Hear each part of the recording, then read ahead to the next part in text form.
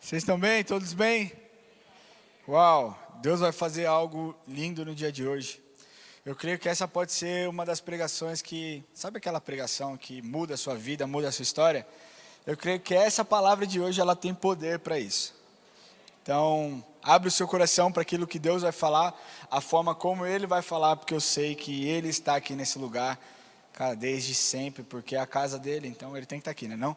Abre o seu coração. Eu queria pedir mais uma vez, se você pudesse colocar em pé, para que nós possamos começar esse tempo orando e entregando essa palavra ao Senhor, que Ele tire toda a distração do nosso coração, da nossa mente, as coisas que estão por vir, as coisas que já passaram, que nada venha nos atrapalhar naquilo que Ele vai fazer no dia de hoje, amém? Feche seus olhos. Senhor Deus, Pai, nós queremos te entregar, Pai, te entregar esse culto, te entregar essa palavra e pedir que o Senhor venha se manifestar nesse lugar, Deus, que a sua palavra seja impactante, seja transformadora, Senhor, e mude o coração e a vida de muitas pessoas que entraram aqui hoje, Senhor, aqueles que também nos assistem online, Senhor, que todos eles, todos nós, Pai, possamos estar focados naquilo que o Senhor vai falar e quer falar conosco no dia de hoje, em nome de Jesus, Pai, que haja uma lógica incrível, que seja o Teu Espírito falando através da minha vida, em nome de Jesus, amém, amém, glória a Deus. Você pode olhar para a pessoa que está do seu lado aí,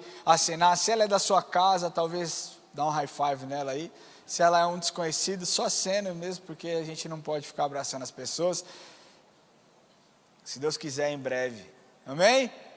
Vocês estão prontos? Glória a Deus. Antes de começar a palavra, como a ilustração dessa palavra, eu achei um vídeo na internet. Na verdade, eu já tinha visto esse vídeo quando aconteceu o que aconteceu, e eu queria que vocês olhassem um pouquinho esse vídeo, e eu vou explicar o porquê que eu passei esse vídeo, amém? Dá para soltar aí, família? Altobelli, eu queria que você fizesse uma primeira, para a gente começar, avaliação de como foi a prova, o que você está sentindo no momento. Tô me sentindo muito mal, chateado, porque eu sei o quanto eu treinei, quanto eu batalhei, quanto eu abri mão, quanto eu me empenhei. Cara, é uma frustração muito grande, porque quando você não treina, quando você não se dedica, quando você dá migué, né, quando você vai pra festinha, pra isso e aquilo, é uma coisa.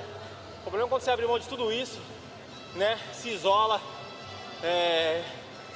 e aí você vê e espera um resultado bom, ótimo resultado, e acontece isso que aconteceu. Eu, sinceramente, eu fico sem entender, e minha vontade por dentro é de chorar, porque eu treinei pra caramba, treinei muito pra estar aqui. Família, por que eu estou passando esse vídeo para vocês? Porque quando eu vi esse cara falando no dia que ele acabou perdendo e não chegou até as finais, cara, cortou o meu coração. Eu fiquei muito triste. Porque a gente não sabe muito bem o que um atleta de alto rendimento, ele abre mão para estar onde ele está. E o tema dessa mensagem é conquista, a glória de Jesus sobre os viajantes, mas sempre quando a gente fala de conquista, a gente lembra automaticamente de competição. Porque dentro de uma competição, obrigatoriamente, você tem aquele que ficou em primeiro lugar e aquele que não ganhou. Agora, aos olhos de quem esse atleta é um perdedor? Porque aos meus olhos, eu não consigo olhar um cara que foi para as Olimpíadas e achar um cara um perdedor, um fracassado. No final da entrevista ele fala, as pessoas falam, mas você já está nas Olimpíadas, você já é o vitorioso, mas já que eu estou aqui eu quero ganhar. Eu entendo isso. Só que, infelizmente, os homens, eles têm essa questão de comparação. Esse é melhor do que eu sou melhor do que aquele. E a comparação, na maioria das vezes, ou ela vai te ensoberbecer, ou ela vai te diminuir a um lugar que você não tem que estar. Se nós falarmos em competição, em Olimpíadas, pensa só, o Brasil nessa última Olimpíada teve, se eu não me engano, 302 atletas, representando uma nação de 211 milhões de pessoas. A gente não consegue mensurar e não existem dados e números que mostram a quantidade de atletas profissionais que existem no Brasil. Futebol dá para a gente ir, se a gente entrar no site da CBF, a gente consegue achar que no ano de 2016, por exemplo, havia mais de 18 mil atletas profissionais de futebol. Mas nós não sabemos, o Brasil é um país, cara, que pratica muito esporte. Por mais que, na maioria das vezes, concentrado em futebol, nós somos um país que, na grande maioria, eu acredito, algum esporte a gente pratica.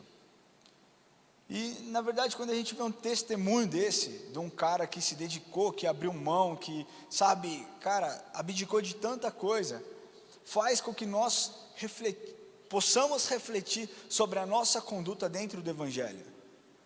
Porque muitas vezes no Evangelho a gente acha que a gente também tem que se comparar com outras pessoas e que o Evangelho é uma competição. Eu quero te dizer que o Evangelho não é uma competição. Eu não preciso ser maior do que o Lamartine. Eu não preciso ser maior do que David Leonardo. Eu não preciso ser maior, eu preciso ser efetivo com as ferramentas que Deus me deu para que eu use. E o que acontece é que muitas vezes você trava, você congela porque você se compara a mim, ou você se compara a outro pastor. Esse é o maior erro que você pode cometer. Porque, meu amigo, se eu for me comparar com os apóstolos da igreja primitiva, eu estou lascado. E você também. Então, o primeiro ponto que eu quero te dizer aqui, a competição do mundo, tem que existir um vencedor e um perdedor, mas na competição do reino, na conquista do reino, todos ganham. Então, se o David Leonardo está impactando milhões e milhões de pessoas, glória a Deus. Se você talvez impacte 5 pessoas, glória a Deus, mais pessoas vindas para o reino. Não é assim que funciona? Você está comigo? Só que é o seguinte, da mesma forma que um atleta tem que abrir mão de festa, como ele mesmo disse, tem que abrir mão de sair com família. Eu vou contar uma história para vocês. Eu estava num hotel com a Érica no ano passado, e a Bruna e o Tim, meu cunhado, e o Jô do Corinthians estava lá. Ele estava na fase tiriça, como dizem. Estava brabo. E ele vindo na minha frente assim, e eu lá, né? Tô na piscina, bermuda, só que eu estava com uma bermuda da Ryan Grace Jiu-Jitsu, né? E é uma bermuda que você olha e você fala, o maluco tem cara de que briga, mas eu não brigo, né? Sem camiseta, ele vindo na minha direção, eu com o Enzo aqui, ó, de mão dada. Eu falei, Enzo, é o Jô. Aí ele passou por mim, e aí, Jô? Só que eu acho que eu falei muito efusivo, ele nem olhou para trás. Eu falei, cara, o cara tá achando que eu vou cobrar ele aqui, eu não queria cobrar não. Aí eu falei para ele, eu não vou te cobrar não, cara, só quero falar que eu sou corintiano, tira uma foto com meu filho, aquele, claro, desculpa aí e tal, não sei o quê. O cara não tem paz. O cara não tem paz. Um atleta de futebol que tem visibilidade não tem paz, não consegue ir para o shopping. E essas pessoas, esses atletas de alto rendimento, eles abrem mão de muitas coisas que muitas vezes para nós a gente só foca na fama, a gente só foca no dinheiro, mas esquece que por trás existe um ser humano que tem sentimentos. Eu não estou aqui defendendo atleta não, você vai entender onde eu vou chegar. Essas pessoas abrem mão de sair com a sua família, de comemorar aniversário de casamento, de comemorar Dia dos Pais, de comemorar tantas coisas, porque eles entendem que para eles estarem preparados para um autodesenvolvimento, eles precisam estar 100% concentrados e focados naquilo que eles precisam fazer. Da mesma forma nós. Para você ser um atleta para o reino de Deus, de alta performance, de alto rendimento, você tem que estar focado na palavra de Deus e o que Ele espera que você faça. E você sabe o que Deus espera que você faça? A grande comissão diz, o que a grande comissão diz? Ir de pregar o evangelho para toda criatura, para todo mundo. O seu foco é esse, meu querido. Então já estou te dando um norte para a sua vida aqui. Ramon, eu não sei o que fazer. Pronto, você já entendeu que o que Deus espera de você é que você pregue o evangelho onde quer que você esteja.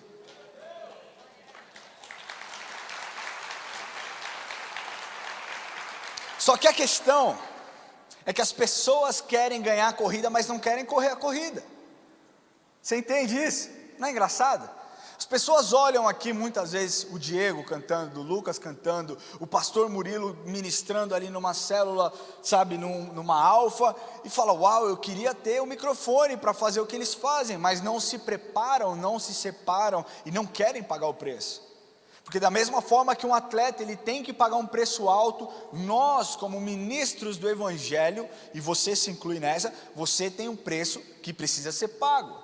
Mas a real é que muitas pessoas não querem pagar o preço, ou porque é pesado demais, ou porque eu tenho que abrir mão completamente da minha vontade e fazer aquilo que Deus espera de mim.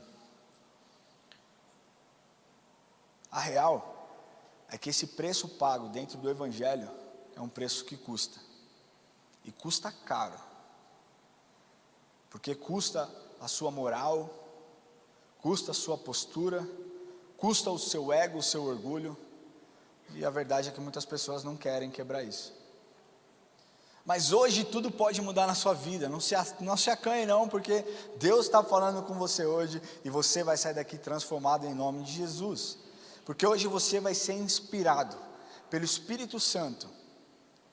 Quando eu citar 3 grupos de pessoas incríveis, que conquistaram e vão conquistar a grande corrida, através da glória de Jesus, sobre cada um deles, vocês vão sair daqui impactados. E hoje eu vou abordar, pensando nesse tema, conquista, a glória de Jesus sobre o viajante, sobre os viajantes. Eu quero mostrar para vocês, que mesmo na nossa caminhada com Deus, se você realmente quiser ter conquista, a glória de Jesus será derramada sobre a sua vida, mas você precisa pagar o preço, amém? E eu vou abordar, na história do cristianismo, desde a vida dos apóstolos até os dias de hoje, para que você entenda o preço a ser pago e a conquista que vai ser derramada sobre a sua vida, amém? Então eu vou falar a respeito de 3 grupos, e o primeiro grupo que eu quero falar é a conquista dos apóstolos. Eu queria que você abrisse a sua Bíblia em Atos 1, esse versículo é um versículo muito comum, é um versículo muito citado, que muitas pessoas sabem, mas eu quero ler com vocês Atos 1, 7 e 8, vamos ler. Quem já abriu a Bíblia, diga aleluia. Diga assim: eu canto um aleluia. Aí, a maioria abriu a Bíblia. Agora quem não cantou, eu já sei que não, brincadeira. Vamos lá? Atos 1, 7 e 8 diz assim: então os que estavam reunidos lhe perguntaram: Senhor, será este o tempo em que restaures o reino a Israel? Respondeu-lhes: não vos compete conhecer tempo ou época que o Pai reservou pela sua exclusiva autoridade, mas recebereis poder ao descer sobre vós o Espírito Santo, e sereis minhas testemunhas, tanto em Jerusalém, como em toda a Judéia e Samaria, até os confins da terra. Pula para Atos 2, isso aqui é a profecia daquilo que Jesus falou. Aí Jesus subiu e falou para o pessoal: rapaziada, é o seguinte, vocês ficam esperando aí em Jerusalém, que vai chegar o dia que vai acontecer uma coisa extraordinária, e vocês serão inundados com a presença do Espírito Santo. E eles ficaram lá reunidos esperando quietinho. E aí no capítulo 2 do livro de Atos, a descida do Espírito Santo vem. Vamos ler Atos 2, versículo 1 e 2. Ao cumprir-se o dia de Pentecostes, estavam todos reunidos no mesmo lugar. De repente veio do céu um som, como um vento impetuoso, e encheu toda a casa onde estavam assentados. Pula ao versículo 3, vamos para o versículo 4, só a primeira parte. Todos ficaram cheios de quem? Não, pode falar mais alto. Todos ficaram cheios. E é assim que Deus faz, meu querido. Sabe por quê? Porque quando o Espírito Santo desceu sobre a vida daqueles discípulos, o Espírito Santo encheu aquelas pessoas de ousadia, autoridade e alegria. O Espírito Santo não falou para eles: ó, vai ser tranquilo, fique em paz, a gente vai conquistar o mundo, e vocês vão ver em 2020, 2021, nem corona vai impedir. O Espírito Santo não falou isso, o Espírito Santo simplesmente encheu a vida deles, de cada um daqueles que estavam naquela casa, com ousadia, autoridade e alegria. E aí deixa eu te falar que a manifestação do Espírito Santo, ela atrai as pessoas para a presença de Jesus, para que Deus seja glorificado. Se o Espírito Santo se manifesta na sua vida, é para que as pessoas vejam Jesus e para que Deus seja glorificado. Tudo que a gente faz nessa igreja aqui tem um propósito: atrair a presença do Espírito Santo para que você que não conhece Jesus possa conhecer, e para que o Pai seja glorificado. É por isso que nós estamos aqui, é por isso que você viu crianças de 7, 8, 9, 10 anos dançando, se entregando para Jesus. Nós queremos um ambiente, uma atmosfera onde o Espírito Santo venha e que Ele faça algo extraordinário, para que você conheça quem de fato Jesus é e para que Deus seja glorificado. Desculpa. E fato é, família, que as conquistas do passado nos trazem para onde nós estamos agora, hoje. Se hoje nós temos um evangelho incrível, um evangelho de transformação, se hoje nós temos entendimento da palavra de Deus, se hoje nós temos livros para ler, é porque pessoas no passado pagaram um preço muito alto para que chegasse, de certa forma, completamente mastigado para cada um de vocês, e para mim também. Eu tenho um livro lá onde eu estudo que mostra detalhadamente a opinião de vários teólogos, e isso é incrível. Horas e horas e horas e anos e anos e anos de estudo derramado para que nós pudéssemos enxergar esse evangelho. Mas pensando ali na igreja primitiva, o que os discípulos, o que os apóstolos tiveram foi uma coragem extraordinária para enfrentar o desconhecido. Eles não sabiam o que iria acontecer, mas eles sabiam o que eles tinham que fazer. Eles sabiam que existia um preço a ser pago. E da mesma forma que um time num campeonato precisa se separar para então conquistar algo, eles se separaram para conquistar alguma coisa e para criar uma nova história. E quem aqui acha que foi fácil? Quem aqui acha que foi difícil? Quem aqui não acha nada?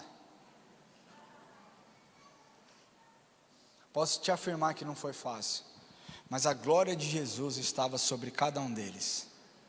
A glória de Jesus estava sobre cada um dos apóstolos.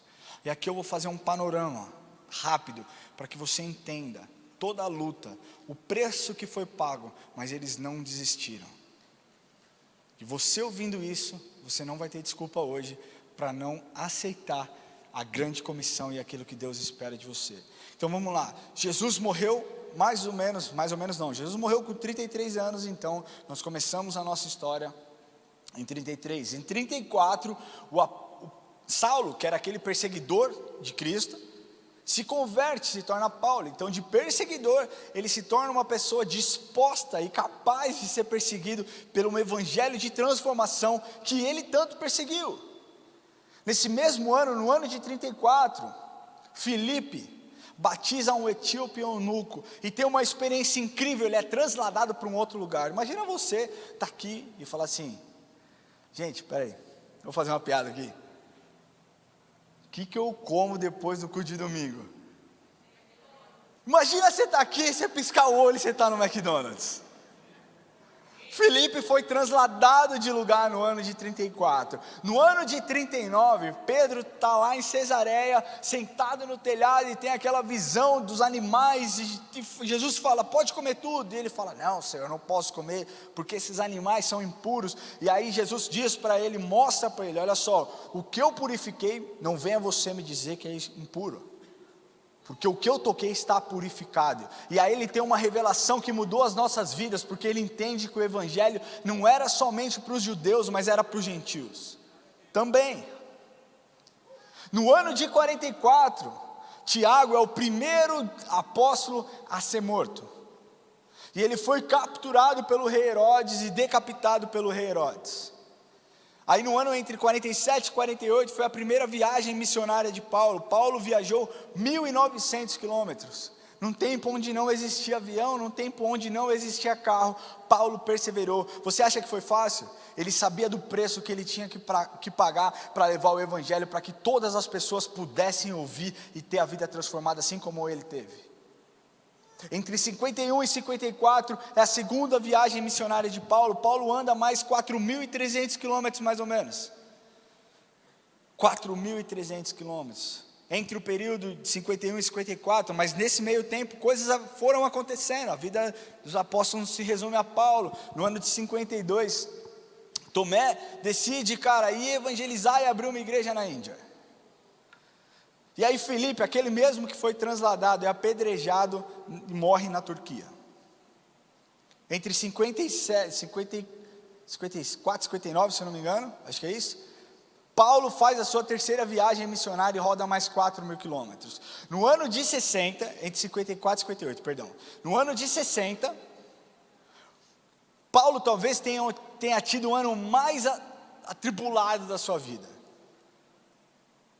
Paulo é capturado pela guarda romana, é preso, depois sofre um naufrágio, vai parar em Malta, mas ele não desiste. O apóstolo Lamartine relatou muito bem hoje em Romanos 8, que ele diz: nem a altura, nem a profundidade, nem a morte, nem a vida, quer saber, nem as criaturas que podem existir, nada pode me separar do amor de Deus. No ano de 60 ele fala isso. No ano de 63, Tiago, filho de Alfeu, é empurrado do pináculo do templo. E Matias é apedrejado e decapitado em Jerusalém. No ano de 65, Paulo é decapitado e morre. E Pedro, aquele mesmo que negou a Jesus, ele é crucificado, mas ele não é crucificado da forma normal. Ele fala: eu não sou digno de ser crucificado como meu Senhor, crucifica-me de cabeça para baixo. Ele é crucificado de cabeça para baixo no ano de 65. No ano de 66, Mateus é pregado no chão na Etiópia. No mesmo ano de 66, André é crucificado na Grécia. E Tadeu decide abrir uma igreja na Armênia. 2 anos depois de Tadeu ter essa incrível ideia de abrir uma igreja na Armênia, ele é espancado até a morte no Irã. Aí nós tivemos, teoricamente, 12 anos de paz, até que no ano de 80, coisas aos nossos olhos horríveis aconteceram. Simão Zelote é crucificado na Grã-Bretanha, Bartolomeu é espancado, crucificado e decapitado na Índia. Na Armênia, perdão. E Tadeu, e Tomé na verdade, é lançado numa fornalha, perfurado com lança na Índia. Mas no ano de 80, grandes notícias apareceriam, porque foram os primeiros relatos de cristãos na Tunísia e na França. No ano de 99, o último discípulo, apóstolo João, o discípulo amado, ele se intitulava dessa forma, ele morre na sua casa. Talvez você me pergunte: Ramon, que glória existe nisso? Meu querido, a glória de Jesus estava sobre eles. E o evangelho saiu de uma cidade, de um quarto de Jerusalém, para alcançar 12 nações diferentes em 66 anos. Isso é sacrifício. Isso é o evangelho raiz. Porque hoje é muito mimimi, cara. Se você fala, o cara vem se aconselhar com você, você fala: você está em pecado, ele vira as costas e fala: eu não concordo com você, você não é mais meu pastor e eu vou sair da igreja. O evangelho de Jesus, ele gera transformação na vida das pessoas. E a conquista que esses homens fizeram, que eles tiveram, transformou as nossas vidas e onde nós estamos hoje. Em 66 anos, de uma única cidade, de um único quarto, para 12 nações diferentes. A glória de Jesus certamente estava sobre a vida deles. Você acha que por eles terem morrido, eles não tiveram êxito? Eles tiveram muito êxito. E eu creio que a palavra de Deus diz: ai daquele que por causa do meu nome sofrer perseguição. A gente vive um tempo muito confortável. A Érica falou aqui a respeito do que tem acontecido no Afeganistão, onde pessoas têm sido espancadas simplesmente porque possuem um aplicativo da Bíblia no seu celular. Você sabia que dentro de alguns países da África não pode falar a respeito de Jesus? Se você fala a respeito de Jesus, você morre. E na maioria dos países da África tem tido muita dificuldade do evangelho ser levado adiante. Só que graças a Deus, porque a glória de Deus está sobre vários homens que decidiram se arriscar e pregar o evangelho naquele lugar. Então talvez você pense, que conquista esses homens que morreram pelo evangelho, qual foi a grande conquista dele? A conquista que eles trouxeram lá no passado, nos influencia até os dias de hoje. E graças à atitude, coragem e ousadia que eles tiveram, nós estamos aqui ouvindo essa mensagem. Amém? O segundo grupo de pessoas que eu quero falar para vocês são os grandes missionários. Então, o primeiro nós falamos a conquista dos apóstolos, o segundo aqui é a conquista dos grandes missionários. E nós poderíamos citar inúmeros missionários, desde 500 depois de Cristo até os dias atuais, mas como eu não tenho muito tempo para falar, eu peguei ali 3 caras que influenciaram muitas e muitas e muitas pessoas. Talvez você não tenha ouvido nenhum desses que eu vou falar, talvez você já tenha ouvido, mas eu quero que você preste atenção. Eu quero ler para vocês primeiro o que está escrito em Marcos 16, 15 a 18. Se você puder abrir a sua Bíblia, abre lá, Marcos 16, 15 e 18.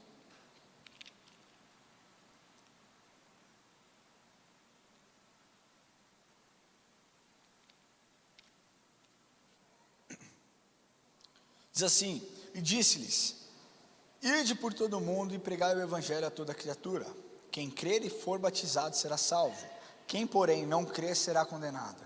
Estes sinais hão de acompanhar aqueles que creem. Em meu nome expelirão demônios, falarão novas línguas, pegarão em serpentes, e se em alguma coisa mortífera beberem, não lhes fará mal. Se impuserem as mãos sobre os enfermos, eles ficarão curados. Nessa passagem aqui, Jesus aparece para os discípulos depois da sua ressurreição. E a ordem de evangelização que Jesus dá para esses discípulos de forma direta, precisa ecoar em nós até os dias atuais. Quem concorda com isso? Amém? Então a gente está na mesma página. E por esse mundo já passaram vários e vários e vários missionárias e missionários, pessoas que transformaram milhares e milhões de pessoas. E a primeira que eu quero citar para vocês aqui é um homem em inglês que chama William Carey. Quem aqui conhece William Carey? Quem já ouviu falar de William Carey? Quem aqui já ouviu falar de o pai da missão moderna? Alguém já ouviu falar? É esse cara aqui, o pai da missão moderna. Eu vou explicar um pouco a história dele para vocês. William Carey nasceu em 1761 na Inglaterra. E ele era considerado um cara autodidata. Aos 15 anos ele já sabia ler em grego. Cara, ele tinha uma facilidade muito grande com o aprendizado. E ele era um aprendiz de sapateiro. Então ele estava lá com seu amigo e eles, por conta disso, por conta da sua capacidade de aprendizado, ele discutia muito a respeito de Bíblia com seu amigo, que era um cristão.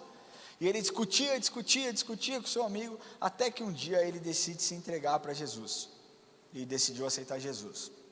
E aí ele serviu durante algum tempo na igreja anglicana, até que em 1779 ele decide sair da igreja anglicana e participar de um grupo que chamava Dissidentes, que depois se tornou a Igreja Batista.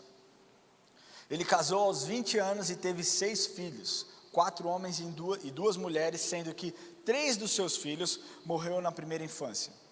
Então assim, cara, às vezes a gente olha o estereótipo da pessoa e fala: uau, esse homem foi incrível, mas a gente não conhece a fundo as lutas e as dificuldades que essas pessoas enfrentaram, enfim.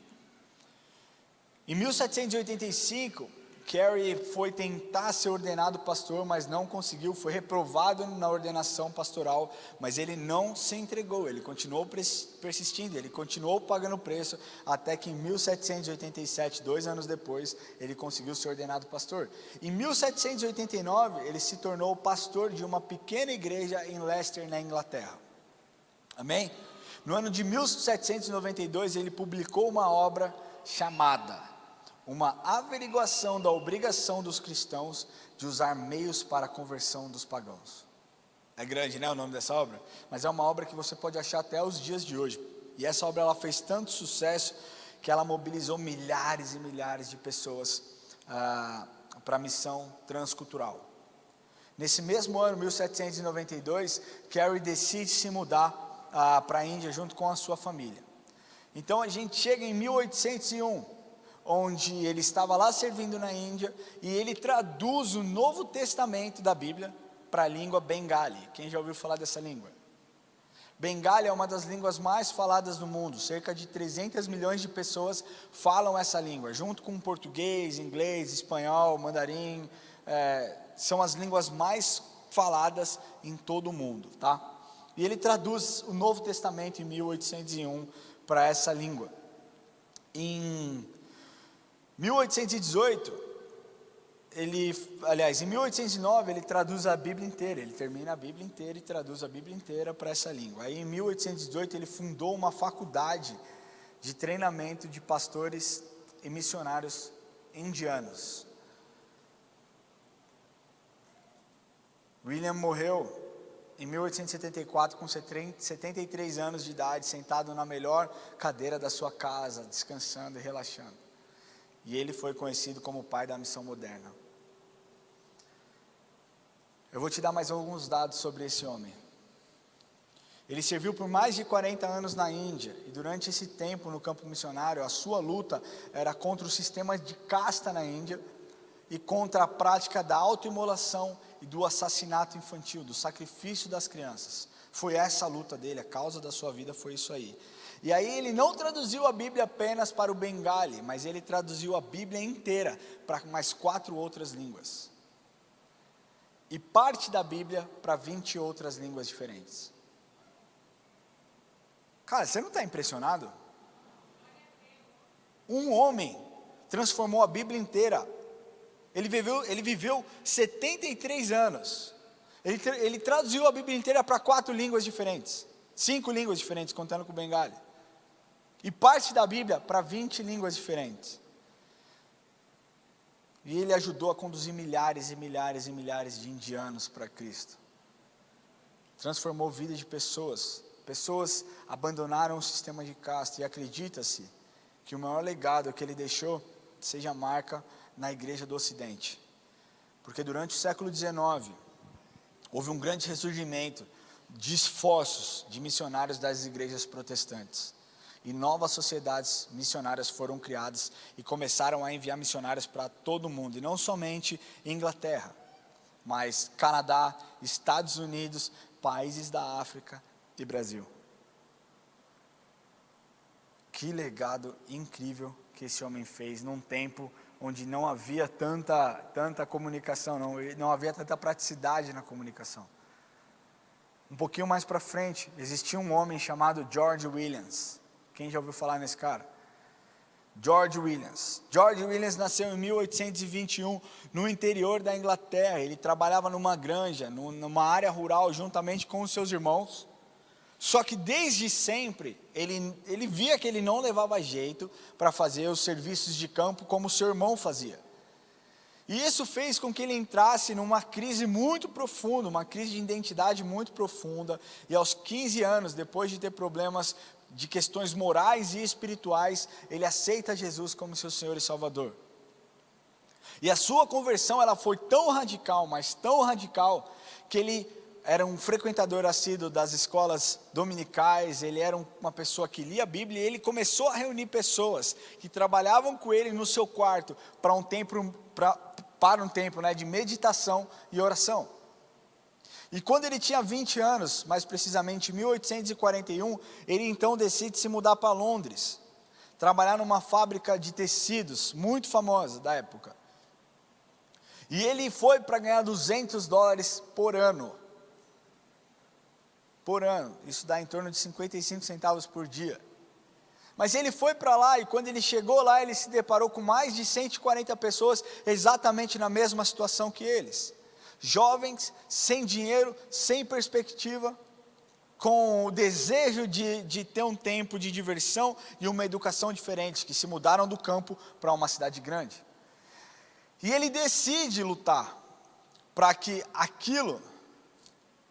Está aparecendo um negócio ali, acho que é isso. E ele decide lutar para gerar nessas pessoas uma nova expectativa de vida. Então ele começa a reunir essas pessoas para que essas pessoas tenham um tempo de oração. E ele continua fazendo oração e meditação com essas pessoas dentro da sua casa. Ele traz as pessoas para dentro da sua casa. Só que essas reuniões foram tomando uma proporção tão grande, e pessoas de outras fábricas, e de outras lojas, e de outros comércios, e de outras casas foram aparecendo, que ele já não tinha mais espaço, já não comportava mais em sua casa. Então ele teve uma ideia. Ao invés de eu reunir as pessoas, a gente vai separar os grupos. E nós vamos até a casa das pessoas. Célula. Foi isso que ele fez. A gente, ao invés de reunir todo mundo, um grupo de pessoas no mesmo lugar, nós vamos até essas pessoas. E isso foi extremamente efetivo. E ele decidiu, junto com essas pessoas, lá em 1844, fazer uma reunião para definir as características e as diretrizes para que eles tivessem um pensamento uniforme e eles conversassem da mesma forma. E aí, meu amigo, em 6 de junho de 1844, foi então fundada uma associação que se faz presente até os dias atuais. Young Men Christian Association. Nos Estados Unidos, mais conhecido como YMCA. Aqui, mais conhecido como ACM, Associação Cristã de Moços. E essa reunião trazia como um objetivo principal, quando George Williams fundou esse grupo, o seu objetivo principal, segundo ele, relatos, buscar a cooperação dos jovens cristãos para difundir o reino de Deus entre outros jovens e promover reuniões espirituais entre os demais estabelecimentos de Londres. Esse era o objetivo dele. E talvez você pense, tá, isso foi o objetivo dele, hoje isso não passa de um clube. Não importa se passa de um clube, o que é hoje, o que importa é a quantidade de vidas que ele transformou lá em Londres naquele tempo. Você sabia que a ACM hoje tem mais de 18 mil, está em mais de 18 mil lugares, em mais de 120 países diferentes, com mais de 45 milhões de associados, sob uma unção, embaixo de uma bênção, porque segundo os diretores, ainda hoje, isso eu tirei de uma entrevista que um dos diretores da ACM no Mundial disse, as grandes transformações do mundo moderno não modificaram as bases fundamentais do trabalho da ACM. Tanto William Carey como George Williams foram pessoas que saíram da sua zona de conforto, foram pessoas que decidiram ir para o desconhecido e impactaram milhares e milhões de pessoas. Talvez você pense, Ramon, mas isso é muito distante da nossa realidade, então eu vou trazer mais para perto. Esse último exemplo que eu quero dar, Reinhard Bonnke, quem já ouviu falar desse homem? Esse homem eu acompanhei de perto o seu ministério. Ele era um alemão e se converteu aos 9 anos de idade, depois de ser confrontado pela sua mãe por conta de um pecado que ele cometeu. Não se sabe qual pecado foi, mas fato é que ele ficou tão arrependido, e com 10 anos ele decide fazer sua primeira viagem missionária na África. E lá ele tem uma experiência tão profunda com Deus, tão profunda com o Espírito Santo, que ele ouve uma voz muito clara e um chamado para o campo missionário africano, antes mesmo dele se tornar um adolescente. Então ele volta para a Alemanha, faz seminário no país de Gales, se torna pastor, é ungido pastor e se torna pastor de uma pequena igreja no ano de 1918, até que no ano de 1967, ele e a sua esposa decidem abrir mão de tudo que eles têm, da sua vida, da sua igreja, para então obedecer aquele sonho que ele teve há muito tempo atrás, quando ele tinha 10 anos. Ele muda com a sua família para um pequeno país na África chamado Lesoto. Em 1974, ele diz nos seus relatos que o Espírito falou com ele através de um sonho, que a África seria lavada pelo sangue de Jesus. Em 1974, ele diz que através de um sonho, o Espírito diz para ele que a África seria lavada pelo sangue de Jesus. E ele sempre falava sobre saquear o inferno e povoar o céu. E o seu ministério foi movido com coisas sobrenaturais acontecendo. Se nós subirmos lá novamente em Marcos 16, diz assim o final: expelirão demônios, falarão novas línguas, pegarão em serpentes, e se alguma coisa mortífera beberem não lhes fará mal, e se impuserem as mãos sobre os enfermos, eles ficarão curados. Isso foi o que moveu o ministério de Reinhard Bonnke. Até que depois dessa visão ele decide abrir o seu ministério chamado Christ for All Nations, que está ativaço até os dias de hoje, comandado lá por Daniel Kolenda, o sucessor dele, muito bem treinado e fazendo um trabalho incrível lá nos Estados Unidos. Aliás, a base é nos Estados Unidos, mas é na África, né? Mas eu quero dar alguns dados para vocês. Ele era chamado de evangelista. Suas reuniões comportavam cerca de 800 pessoas, mas foi crescendo, foi ganhando corpo, foi ganhando formato, até que ele não podia mais comportar 800 pessoas, estava tão grande as suas cruzadas e as suas viagens missionárias e evangelísticas, que ele encomendou, no ano de 1984, a maior tenda móvel do mundo, com capacidade para 38 mil pessoas. E ele inaugurou essa tenda, só que ficou pequena, em pouco tempo ficou pequena, e ele teve que expandir, ele teve que começar a fazer em céu aberto, ele teve que começar a abrir, fazer outros serviços, até que em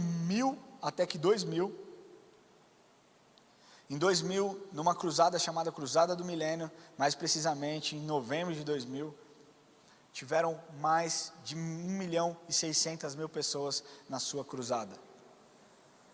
A Érica, cadê a Érica? Está aqui? Eu conheci uma pessoa, uma menina que estudou comigo, uma nigeriana. Estudou lá, a Érica não me deixa mentir. Ela estudou comigo, fez college comigo, e ela disse que ela se converteu em uma das cruzadas dele. E era tanta gente, mas tanta gente, que ela demorou 3 dias para chegar na casa dela. As cruzadas dele na Nigéria é para 15 milhões de pessoas. É um negócio absurdo o que esse cara fez. O que ele viu? Eu posso reunir essas pessoas, então eu vou investir em um sistema de som incrível, fenomenal, para que todo mundo me ouça. E foi assim que ele fez, E infelizmente, no ano de 2019, ele acabou falecendo por conta de um câncer que ele tinha lutado. Mas a gente crava facilmente que mais de 20 milhões de pessoas se converteram durante as suas cruzadas. Cara, eu te desafio a olhar.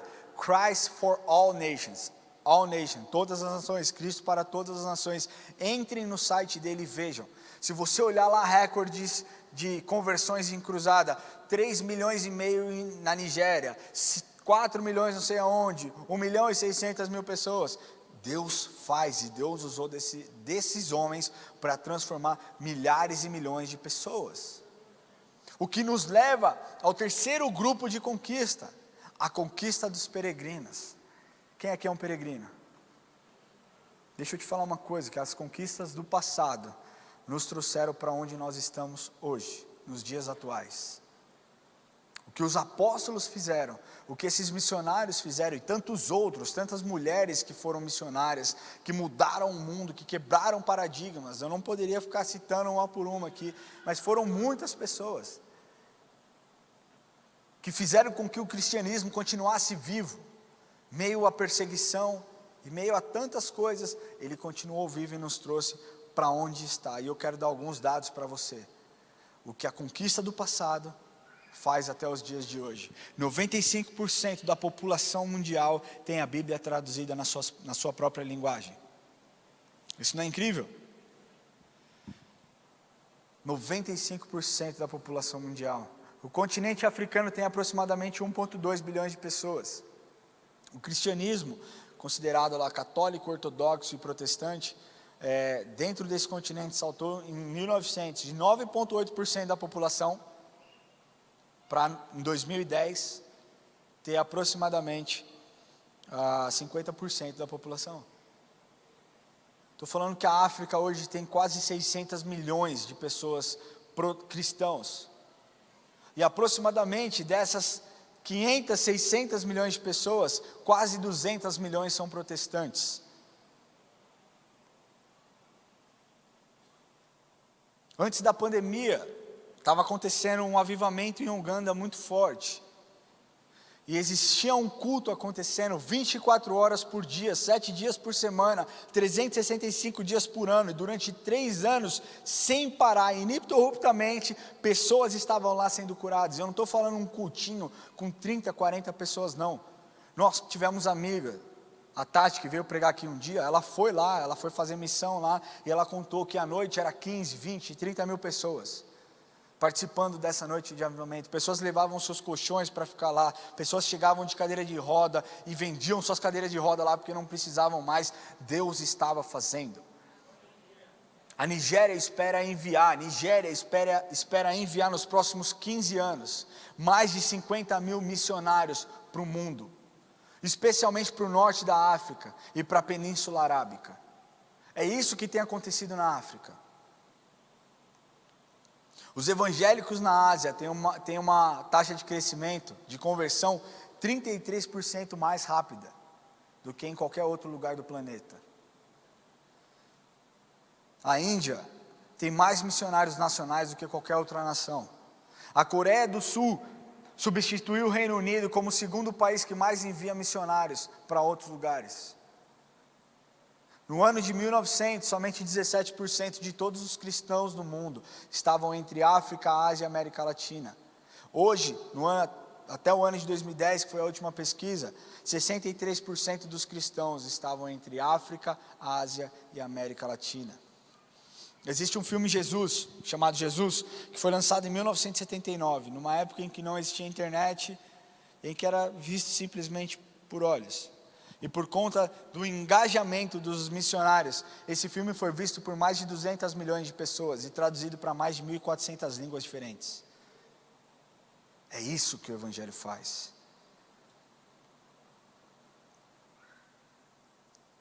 Nós recebemos um legado muito forte. Agora daqui para frente, é a gente que vai decidir o caminho que a gente vai tomar. Eu queria pedir que passasse o vídeo dos peregrinos. E eu queria pedir que você prestasse atenção. A mensagem ainda não acabou, faz parte da mensagem. Preste atenção nesse vídeo.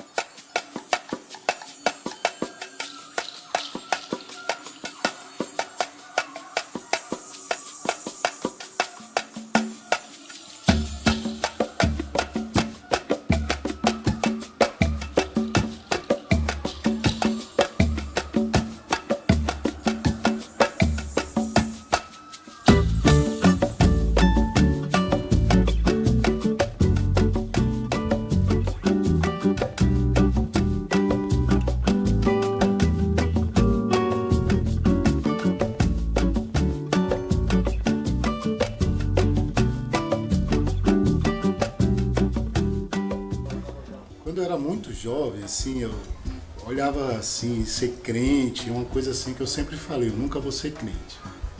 Porque as pessoas, elas se vestiam de roupa social, sabe? Paletó, gravata. Salvador é uma cidade que tem um calor, mais de 40 graus. E aconteceu que algumas pessoas do meu convívio se converteram. E uma vez eu fui num culto. E nós fomos lá, falei, vamos na igreja hoje, era um domingo à noite. E eu lembro o seguinte, quando eu entrei na igreja, eu senti a presença de Deus. E eu só fazia chorar. E chegou um momento que eu ficava mais em casa, já não saía mais, não encontrava com os amigos, com os colegas. E um dia, acho que eles perceberam que eu fazia um roteiro de ir para a igreja, e eles ficaram me aguardando no horário do culto eu passar. E eles me chamaram, me perguntaram, cara, o que está acontecendo com você? E aí eu falei, não, eu estou ficando mais em casa. E eles, você é crente? Aí eu falei, não sou crente, cara, não sou crente. Como não, cara? Você está indo para a igreja direto, como é que você disse que não é crente? Eu falei, não, estou indo para a igreja, mas não quer dizer que você vai para a igreja que você é crente. E aquilo me intrigou, porque eu não tinha resposta. E eu continuei indo, segui meu caminho, eu estava indo para um culto, Eu fui até o culto pensando, nossa, será que eu virei um crente? Né? E eu não queria, era algo que eu falava, nunca vou ser crente. E comecei a ir aos cultos, dia de terça, na quinta, no domingo outra vez, e daí eu não parei mais.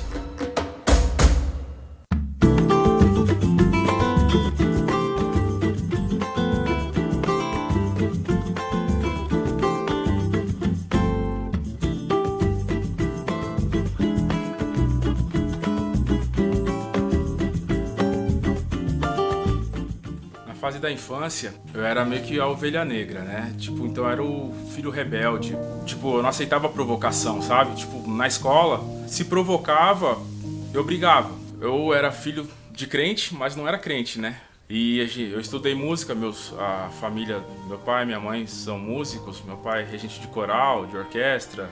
Tinha situações que a orquestra era convidada para tocar em outras igrejas e nós íamos tocar e saía do culto para ir pro bar, fazer bagunça e voltava antes de acabar o culto. E numa dessas a gente estudava no colégio adventista e tinha uma menina nesse colégio que assim, era gatinha tal, né, era bonita, era desejada. Por quê? Porque ela era difícil, assim.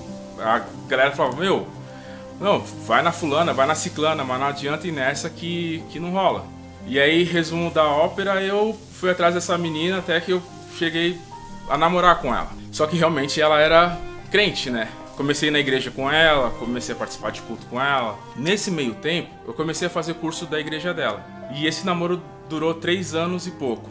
Nessa situação foi quando eu comecei a buscar realmente conhecer quem era Deus. E aí eu comecei a entender que isso não foi obra do acaso, e sim já era Deus trabalhando, né? E foi isso que aconteceu comigo. Foi a isca que ele usou para me pescar.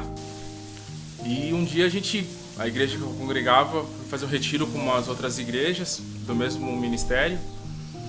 E nesse retiro, uma amiga nossa chegou e falou, Paulo, tudo bom? Tal, que legal que você veio. Eu quero te apresentar uma amiga e tal, que ela é muito legal e tal. E começamos a conversar nesse retiro.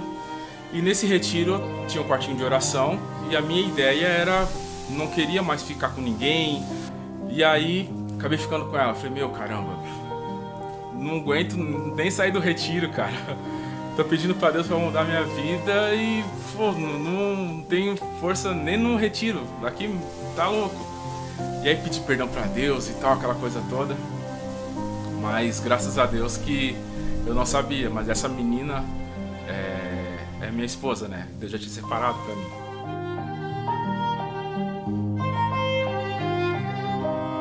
E a gente estava em Joinville, e a empresa que eu trabalhava lá veio pra cá, pra Goiânia.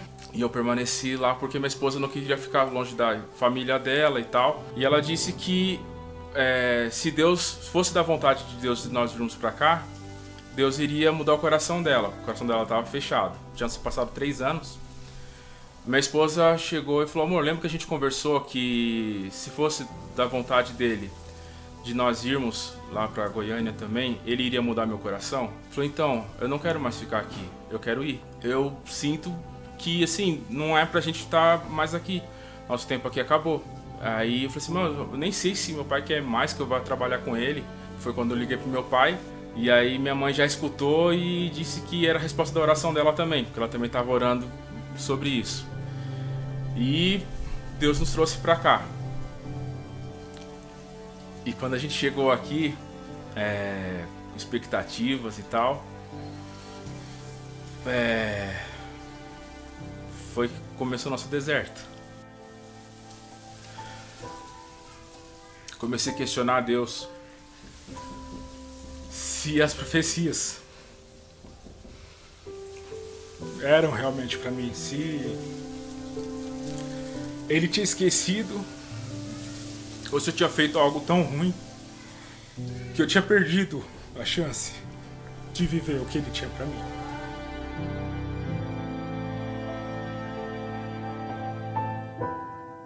Quando Deus fala muito com a gente, assim, usa várias situações para estar falando com a gente, é porque está nos alimentando. E ele está nutrindo a nossa vida para a época do deserto.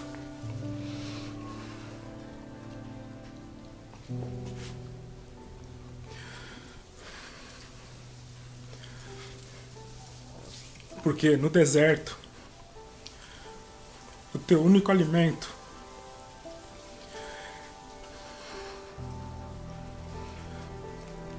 é recordar das profecias, das lembranças do passado. E foi justamente o que aconteceu com a gente.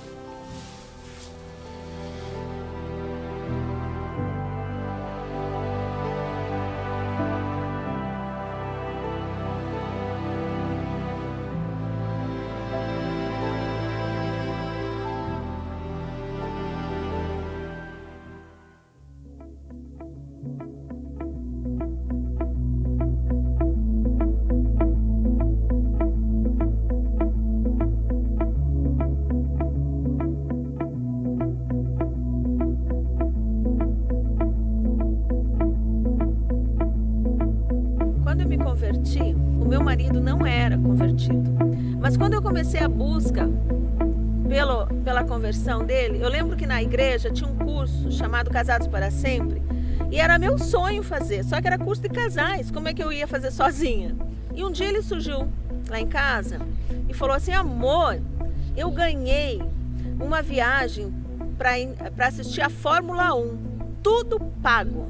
Tudo, hotel, viagem, refeição, eu não vou pôr um tostão do meu bolso. O que você acha? Cheguei na sala e falei: tudo bem, meu amor, você vai, mas você vai para a Fórmula 1, mas você vai fazer o curso comigo. Topa? Não, ele queria ir, o que você acha? Na hora, vou sim, não.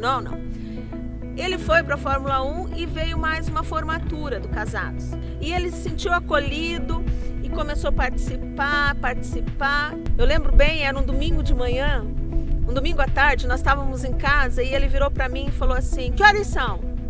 Eu falei: 5 e pouco. Ele falou: ótimo, o culto é 6:30. Vamos levantar, tomar banho e vamos para a igreja.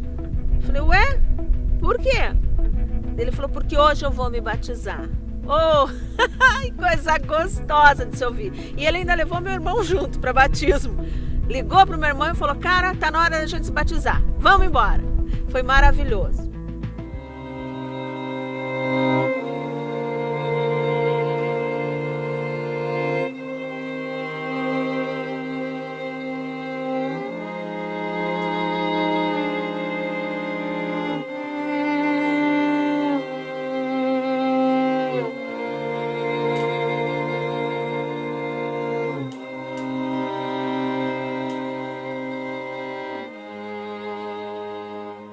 Eu sempre gostei de finanças e eu fiz vários cursos para trabalhar como educador financeiro. E teve uma época em que simplesmente o dinheiro secou. Eu lembro que um dia eu cheguei em casa e eu tinha saído do trabalho, tinha olhado a nossa conta, estava negativa, uns R$2.000 negativa, e eu ainda tinha mais, sei lá, uns 3.000 de conta para pagar até o final do mês. Eu falei: a gente não tem esses R$5.000, acabou todo o dinheiro.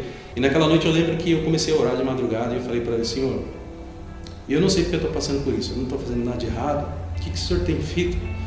O que eu preciso fazer para que essa situação mude? E naquele dia, eu lembro que o Senhor falou muito claro para mim, ele falou assim: olha na sua conta. Aí eu peguei meu celular e fui abrindo o celular e conectando no internet banking, murmurando, falei assim: eu sei, Senhor, eu já olhei, tem R$2.000 negativo na minha conta. E na hora que eu olhei a minha conta, tinha caído um depósito de R$5.000, inexplicável naquele dia. Ali eu entendi que Deus estava querendo me levar numa situação onde eu precisava confiar nele e não na força do meu braço. No meu trabalho, eu trabalho com vendas, né? Em outros estados eu tinha colegas e eu comecei a testemunhar para eles. E um deles falou para mim: cara, por que você não reúne uma vez por semana no Zoom para poder pregar o Evangelho? A gente está precisando ouvir. Em fevereiro para março, eu vivendo um auge na empresa que eu estava trabalhando na Luxcol, eu recebi um convite para estar trabalhando em uma outra empresa. E só que nessa empresa eu teria que viajar. E para mim foi algo assim que me deixou um pouco em conflito, porque eu não tinha esse desejo de estar viajando. E ali eu senti que Deus estava me chamando para um novo momento. E o interessante é que eu sei que a mudança no meu trabalho não foi à toa. E no momento que nós estávamos lá em Alagoas, em Maceió, na casa do Severino, Deus usou a esposa dele, a Juliana, para falar para mim o seguinte: Esse trabalho que você está hoje não foi à toa. Deus ele te colocou nele para você visitar pessoas em outros estados.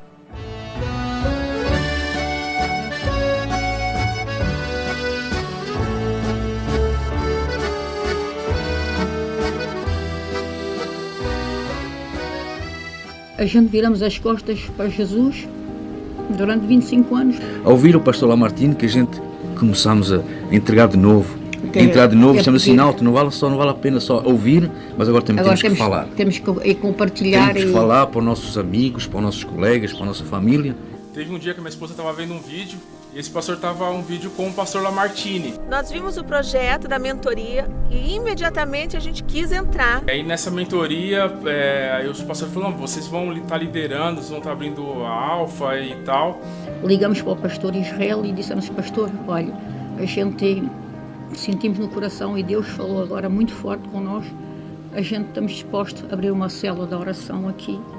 E foi assim, abrimos a célula de oração, começamos a falar de Jesus aos franceses, agora temos bastantes franceses na nossa célula e é assim, ao cabo de 25 anos, Jesus foi nos buscar novamente e eu acho que a gente agora vem com mais força, preparados para ganhar este país para Ele.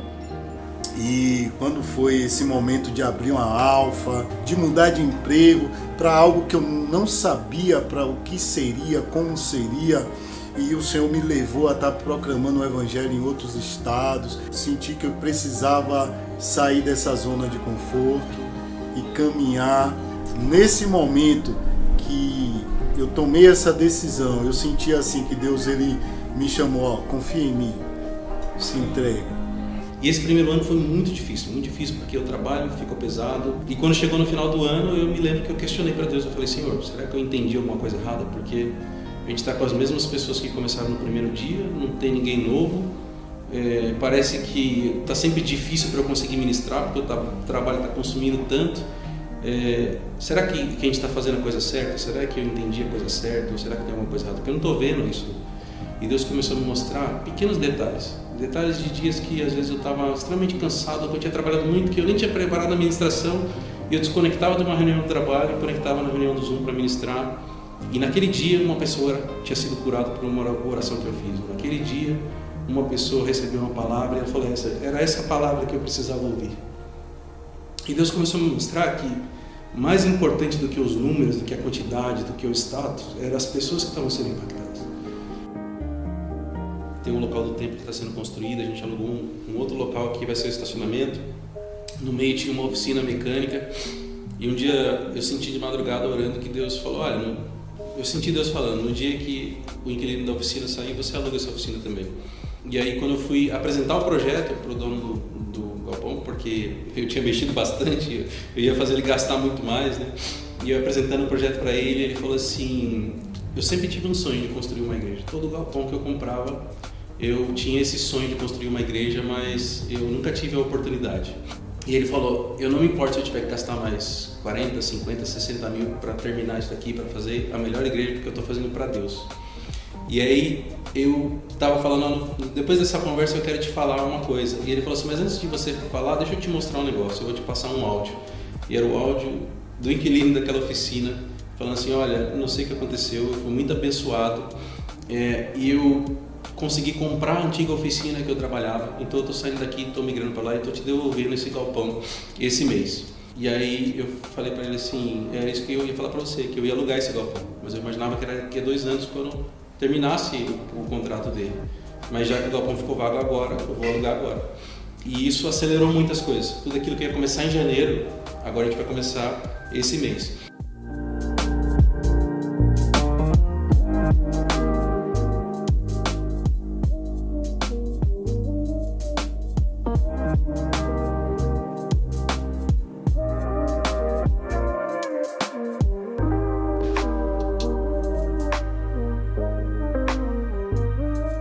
Às vezes a gente espera muito das situações, a gente olha muito para aquilo que está ao nosso redor e baliza as expectativas do que está acontecendo com aquilo que a gente queria que acontecesse, né?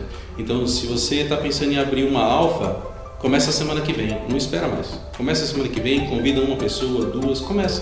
E daí você deixa Deus começar a agir na sua vida. Coloca uma data, coloca um plano, vai desenvolvendo, pede ajuda das pessoas, compartilha esse projeto. Só não permita que qualquer tipo de pensamento seu a seu respeito ou a situação ao redor impeça você de ser um instrumento de Deus na vida das pessoas.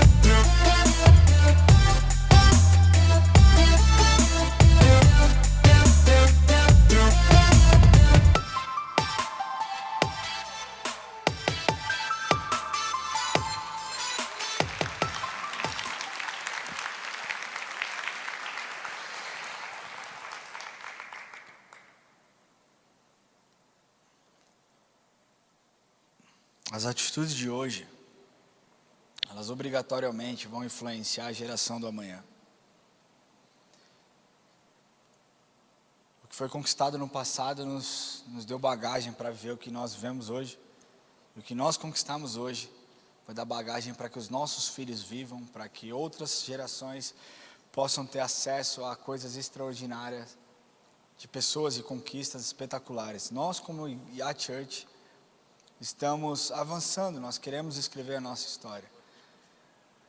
Mas, individualmente, você durante esses 5 domingos de aniversário da Yacht Church, no primeiro domingo nós falamos a respeito do Deus que traz luz ao caos, que traz cura à doença, que traz, santidade àqueles que se arrependem, que não pecam e que não desejam mais pecar. No segundo culto nós falamos a respeito de chamado, que você precisa exercer o seu chamado onde você estiver, independente se você está no seu trabalho, se você está na igreja, que você não precisa de um púlpito, que você não precisa de um microfone para falar a respeito de Jesus. No terceiro culto nós falamos a respeito de discipulado e nós entendemos que nós precisamos ser discípulos de Cristo.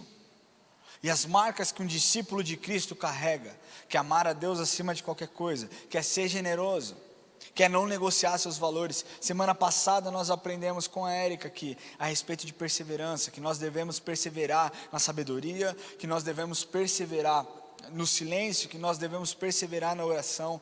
E hoje nós estamos falando a respeito de conquista. E eu quero encerrar dizendo que a história de todas essas pessoas foi uma história incrível, de muita dedicação, comprometimento e amor a Deus. Que agora é a sua vez de escrever a sua história.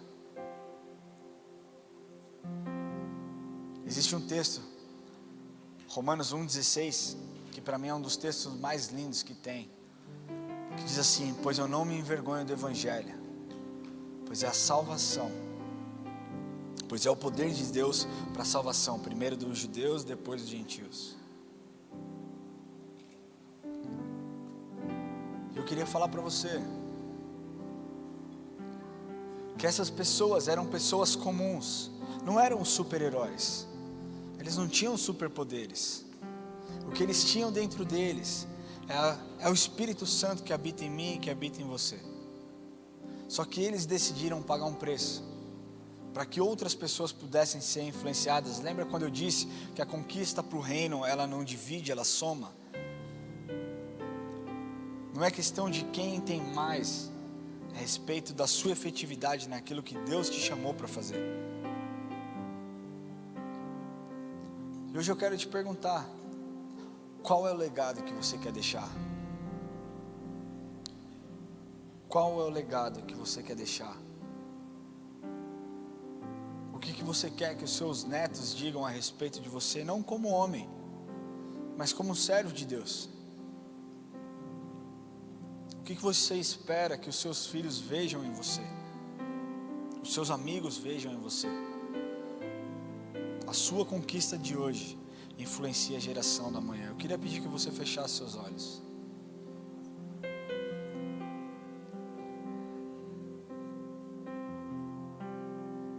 Tudo isso que eu falei aqui só tem sentido para aqueles que um dia confessaram a vida e confessaram a Jesus como Senhor e Salvador. Por isso meu primeiro apelo é para você que nunca entregou o seu coração para Jesus. Porque realmente nós estamos falando aqui a respeito de uma caminhada de transformação através do Evangelho. E a maior enganação que tem sido dita nos dias de hoje é que todos os caminhos levam para Deus. Deixa eu te falar, balela, mentira, enganação de Satanás. Jesus um dia disse: eu sou o caminho, a verdade e a vida, e ninguém vai ao Pai senão por mim. Então se você um dia quer estar na presença de Deus, só existe um caminho: você confessar Jesus como seu Senhor e Salvador. É o único jeito. E as pessoas muitas vezes travam, porque acham que ser cristão, como aquele primeiro rapaz disse, pô, não queria ser crente não, crente, a pessoa vê o estereótipo, olha como ele fala, olha, eles vão pedir dinheiro. É muito mais, aliás, é totalmente a respeito de relacionamento com Deus, do que a respeito de uma religião. Aqui nós podemos passar a doutrina que nós acreditamos e a doutrina que nós seguimos, mas é a sua decisão de entregar o seu coração para Jesus e falar: Senhor, a partir daqui eu quero que o Senhor dirija os meus passos e dirija os meus caminhos. Existe alguém que deseja fazer uma oração de confissão e dizer: Senhor, eu entrego o meu coração para o Senhor, para que o Senhor me ajude a transformar outras pessoas. Existe alguém que deseja fazer essa oração, uma oração entregando e confessando a Jesus como Senhor e Salvador? Se você está aqui e deseja fazer essa oração, levante a sua mão. Eu quero te ver, eu quero falar com você. A igreja fica de olho fechado para que ninguém aqui se sinta constrangido. Existe alguém que deseja fazer essa oração? Você que está na internet, se você deseja fazer essa oração, existe um QR Code na sua tela. Então aponte a câmera do seu celular, entre em contato conosco. Nós queremos orar com você, nós queremos liberar uma palavra de Deus sobre a sua vida, nós queremos te ajudar na sua caminhada com Deus. Então existe o QR Code aqui na tela, mas se você está aqui, quem aqui, do lado esquerdo tem alguém aqui que levantou a mão? Ali, glória a Deus pela sua vida. Existe mais alguém? É sobre isso, é sobre vida se entregando, vida se reconciliando. Existe mais alguém que deseja fazer essa oração? É a sua hora, levante a sua mão bem alto para que eu possa ver. Bem alto para que eu possa ver. Você não está sendo exposto, ninguém aqui está te olhando. É você e Deus, meu amigo. É aquilo que Deus vai falar com você no dia de hoje. Existe mais alguém? Deixa eu te falar. Se eu tivesse que montar essa pregação de novo, só para você, eu teria feito exatamente igual. Porque a palavra de Deus diz que uma vida vale mais do que 1000. Talvez essa mensagem tenha sido a mensagem que o Senhor decidiu para que você pudesse se encontrar com Ele hoje. Isso mostra o tamanho do Deus a quem você vai se entregar. Isso mostra o quão amada você é. Pense num auditório com mais de 400 pessoas. Deus falou com você hoje. Eu quero pedir que você coloque a mão no seu coração e que você repita essa oração comigo. Fale assim: Senhor Jesus, eu entrego o meu coração em tuas mãos. E eu peço, Jesus, que o Senhor perdoe os meus pecados, que o Senhor dirija os meus caminhos, que o Senhor me ajude nessa caminhada, e que o Senhor escreva o meu nome no livro da vida. Eu confesso o Senhor como o meu único Senhor e o meu Salvador. Amém. Glória a Deus. Depois do culto nós queremos falar com você. Se você puder dar um pouquinho do seu tempo depois do culto, só para você não perder o resto disso agora. Mas olha esse rapaz aqui, ó, o Wilson. É você mesmo, né? De máscara eu não reconheço. Eu sou meio míope aí, sem máscara. Mas agora eu quero falar com você, igreja. Individualmente, qual é a conquista que você quer ter na sua caminhada com Deus? Não se compare a essas pessoas, não se compare ao apóstolo Paulo, não se compare a George Williams, não se compare a tantos outros, não se compare a Andy Bird, não se compare a ninguém. Deus tem algo especial para você, mas existe um preço que precisa ser pago, existe uma disponibilidade que Ele precisa achar no seu coração para que Ele transforme outras pessoas através da sua vida. Se você está aqui no dia de hoje e quer realmente ser usado por Deus para impactar as gerações do amanhã, começando agora, eu quero pedir que você levante do seu lugar. Não faça um voto de tolo, esse é um voto seu e Deus. Se realmente você quer ser usado por Deus para transformar pessoas, levante do seu lugar. E nós vamos fazer uma oração e nós vamos pedir para que a glória dele venha sobre as nossas vidas. Deixa eu te falar uma coisa, você sozinho, você não tem poder para nada. Mas eu com Deus sou maioria, você com Deus é maioria. E quando você se mostra disponível para aquilo que Ele vai fazer, Ele faz coisas incríveis e coisas absurdas através da sua vida e o poder do Espírito Santo. Porque a manifestação do Espírito é para isso, é para que pessoas se conectem com Ele, para que pessoas se entreguem a Ele e para que Deus seja glorificado.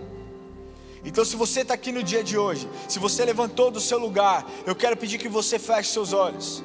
E que você aí onde você estiver, que você levante as suas mãos em sinal de rendição. E que você comece a falar com o Senhor. Senhor, acha em mim um coração disponível. Senhor, usa a minha vida, inunda-me, Senhor, com ousadia, autoridade e intrepidez, com a manifestação do Espírito Santo. Senhor, venha sobre a minha vida, fale agora com o Senhor. É o seu tempo com Deus, é a sua conversa com Ele. Ele quer te ouvir, Ele quer ouvir da sua boca aquilo que você tem para falar com Ele. Tudo que nós precisamos, nós recebemos na presença de Deus. Tudo que você precisa, você pode encontrar na presença de Deus. A glória de Deus é o peso da sua presença.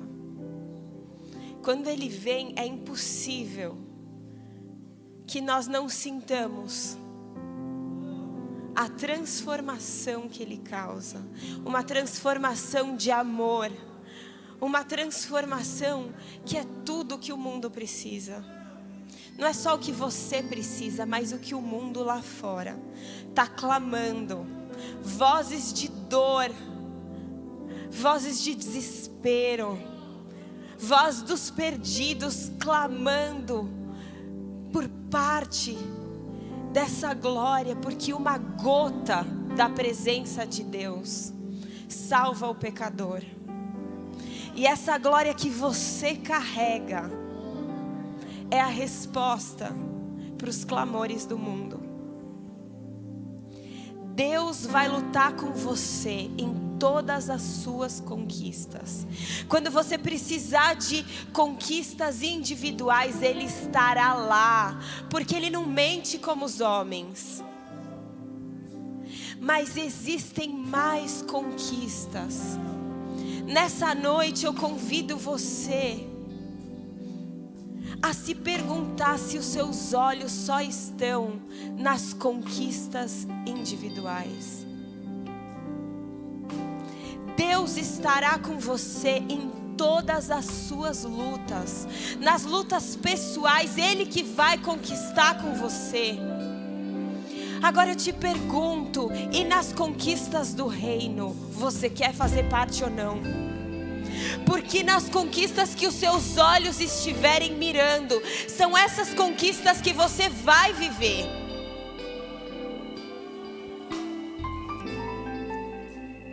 Eu te pergunto hoje, se você quer ser um cristão que passa por essa vida conquistando para o reino ou não. Talvez você não saiba qual é a conquista que você, sendo um homem comum, uma mulher comum, que é isso que somos comuns.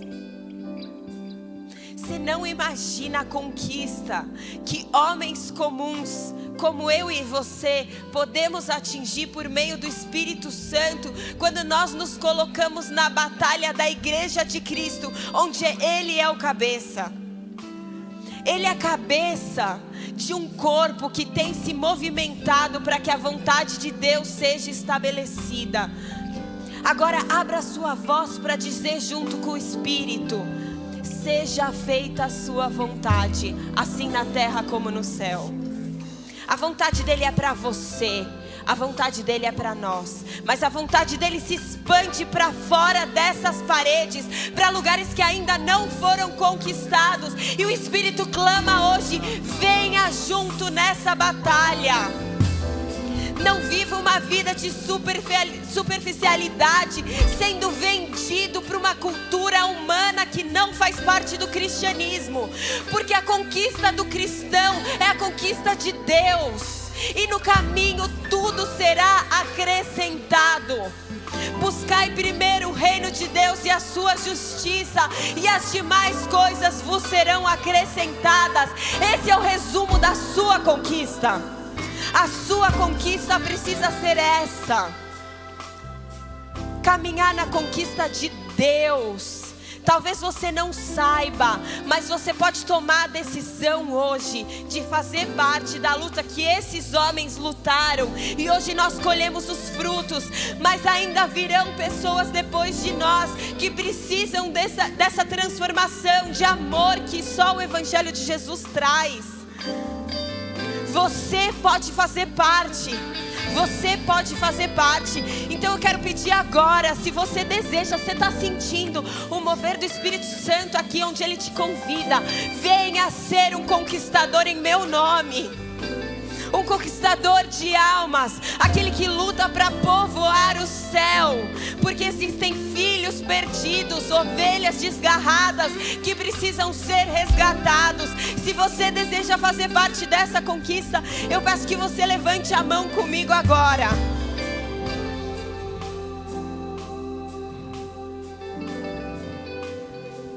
Senhor, eu declaro, nós somos o exército que não dorme.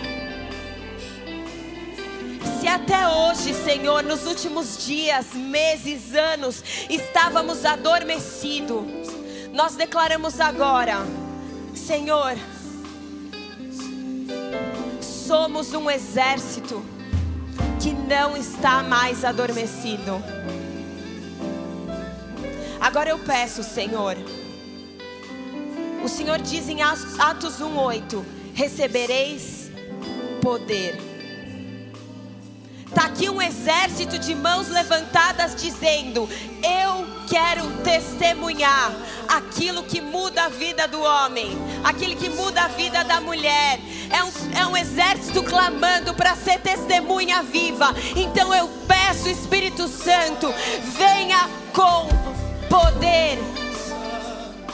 Venha com poder, poder do sobrenatural, porque enquanto o mundo é um mundo de palavras vazias, nós seremos um exército de palavras cheias de poder.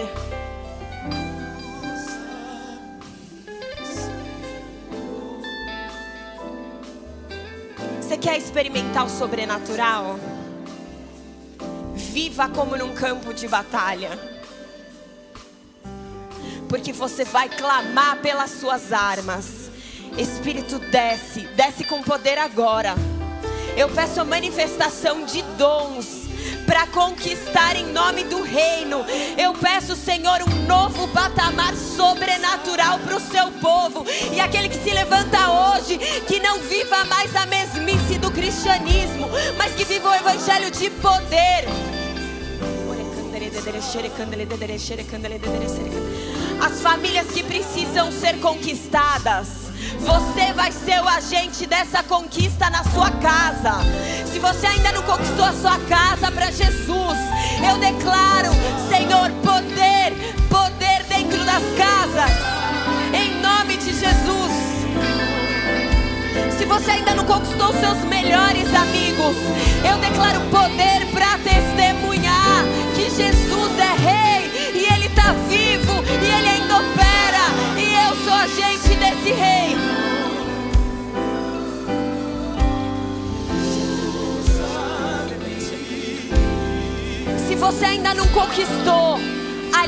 libertação na sua vida, porque soldado não deve ser escravo.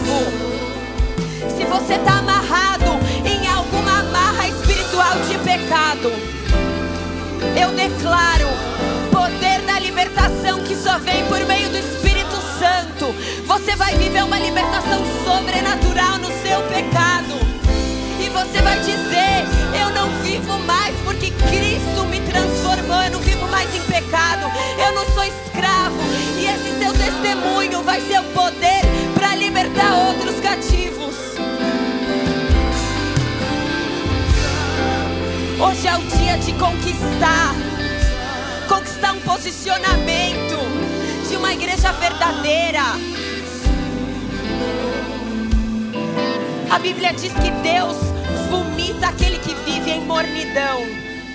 Então eu declaro que a sua conquista de hoje é o Espírito Santo aquecendo as águas do seu interior.